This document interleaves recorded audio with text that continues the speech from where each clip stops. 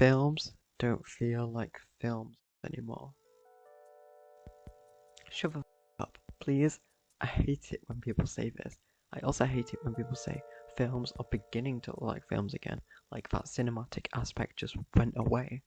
Like, yeah, sure, you're gonna think this if you're non-stop watching whatever crap Netflix and Disney Plus are throwing out, even if Netflix quality is noticeably higher.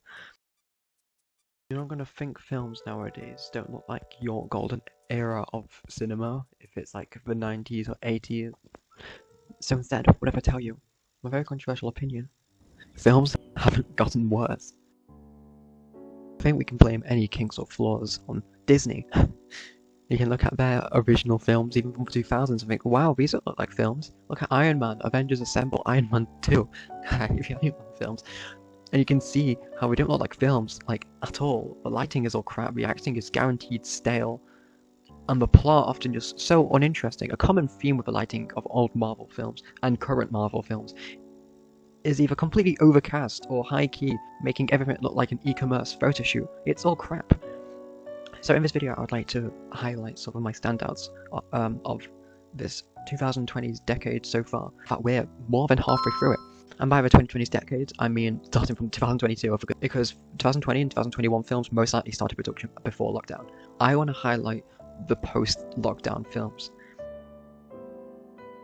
Something that also helps this phrase spread is how most popular films nowadays are either super high budget or super low budget. Between middling budget films not getting a lot of attention nowadays, compared to a time when most popular films were middling budgets, it would start to feel we are straying away from what makes a film feel like a film, and not a shitty advertisement, cash grab, remake. Talking of lockdown production, there is this stop motion film that had little to no attention that was produced during that yucky time. It's called The House, and it's on Netflix. If you have any interest in stop motion, animation, or animation as a whole, I highly recommend. That animation is absolutely stunning.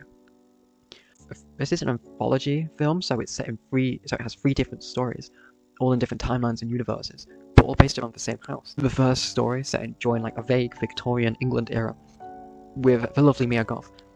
Then the second story is set during a modern day, I'm guessing. So anyway, this is my least favorite story of the three.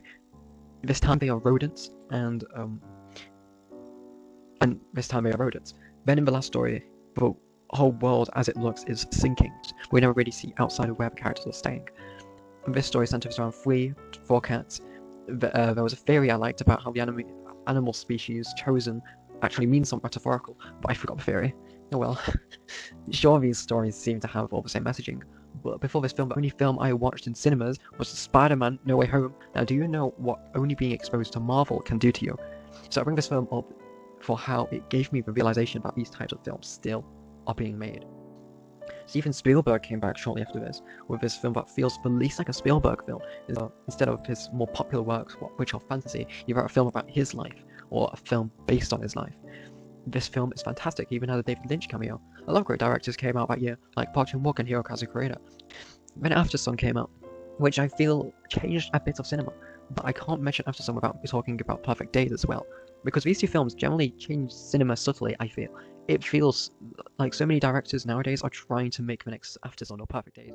Just go onto the movie and you'll see exactly what I mean. I was never huge on Aftersun, but I'm very much huge on Perfect Days, which follows Hirayama, a toilet cleaner in Tokyo. This film begins with no background information about him. As you watch, oh my god, his name up again. Hiramaya's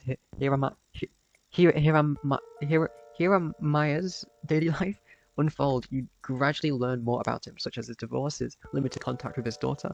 Some are presented more briefly than others. You, the viewer, are portrayed as the spectator in this world that the filmmaker builds. This is a common trait with the slice of life genre. Hirayama is a subject about who the viewers know very little about. One of my favorite scenes from this film, one of my favorite scenes from that entire year, is the scene that follows after Aya gives a party cassette back after stealing it the previous day. And its portrait of this film is that the character it chooses to follow, Hirayama, has little to no dialogue until the end, until he shares a cigarette with a stranger. The film follows the life around him, almost using Hirayama Hirayama as a point of view of an awfully simple scene, and it's an awfully simple film, but it's incredibly effective. But back to the year before, a film that really stood out to me is this Dutch-Belgian film called Colors. I don't really know which one it is. I actually watched this in Belgium, which is pretty cool too. Spoilers ahead, because if this film intrigues you, it's best to go in completely blind. This film is about Leo and me, two young boys. This film feels so deeply personal because you can feel for both characters. You have once felt like either a Remy or a Leo in different times of your life. Leo distances himself from Remy after being scared of what other people think of their relationship. I actually started tearing up while writing this part of the script, so I'll be very careful. Remy passes away after they fall out. Without Leo managing to make up to him, he's gone. The rest of the film after that is about the relationship between Leo and Remy's mum. It's weird, but that's how loss feels like. This film manages to capture the feeling of loss and guilt in such a stunning way. Cinema is all about showing, not telling. And I think visual storytelling is something that we are all improving on as cinema ages. Definitely not losing. You're so beautiful. The start of the film shows them running through a beautiful field of flowers. When they are separated, there is a scene of the flowers being destroyed, symbolizing the end. Now, even though these films were made at the same time, you cannot help but notice the strong similarities between this film and Hirokazu Kore-eda's Monster. Monster centers around Minato and Yuri. Like Leo and Remy, they are both young, best friends, in quotation marks, with being a heavily suggested, basically confirmed, closeted gay couple. You were always normal is a line that will always haunt me. Like a trip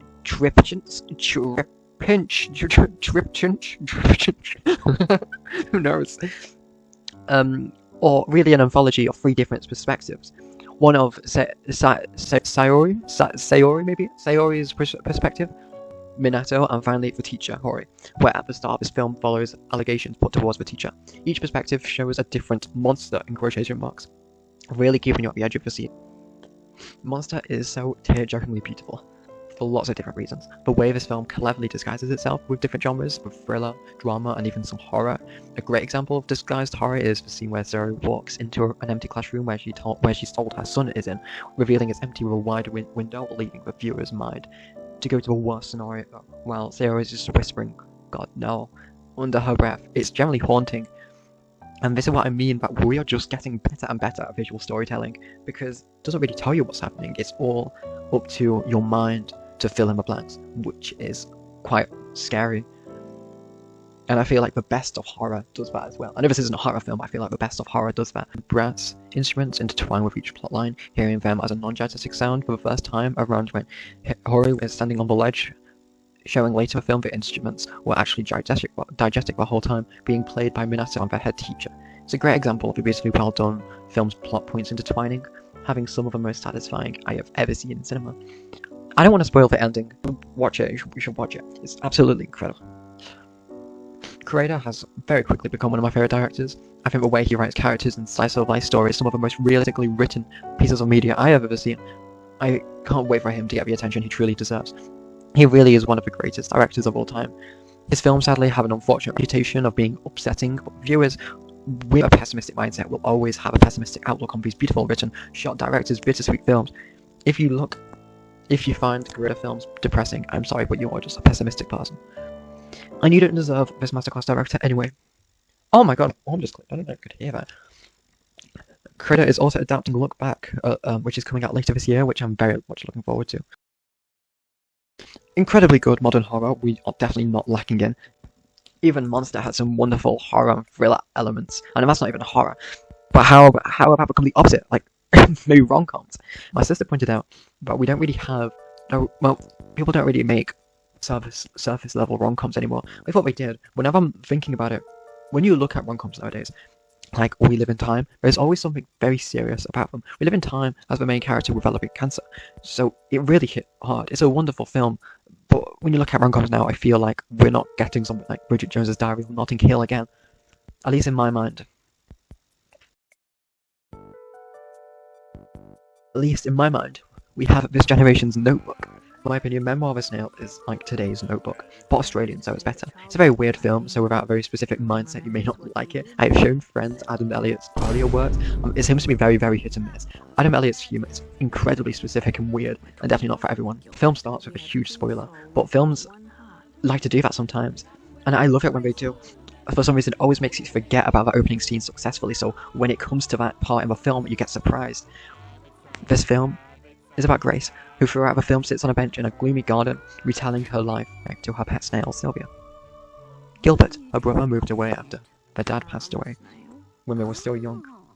So a lot of this film has them as pen pals, but no more recaps, no more spoilers. I really want everyone to watch this. It's just beautiful. Like the first time I watched this, it was the hardest I cried in such a long time, and it was a film about snails. Do you believe in magic? This line, do you believe in magic? I was in such an embarrassing state. And the wait really paid off. You can tell it's the same guy who made the masterpiece, Mary and Max. His aesthetics, his humour, and his directing style is all the same after all this time, but you can see the beautiful difference in inspirations and budget. The attention to detail on every single thing is immaculate. Easily my favourite film of 2024. I'm really upset that this film wasn't available outside Australia until Valentine's Day of 2025. This film was kept from me since October. It's a stop motion film about snails, and I couldn't watch it. The world is cruel. A lot of this film is about a mental cage people create for themselves. A lovely review I saw on Letterboxd reads, two of my favourite quotes: "Life only makes sense backwards, but we need to live it forwards. For the first time in my life, I feel older when I look, and I look like a testicle. I cried, I laughed, I stood and clapped till the curtains closed.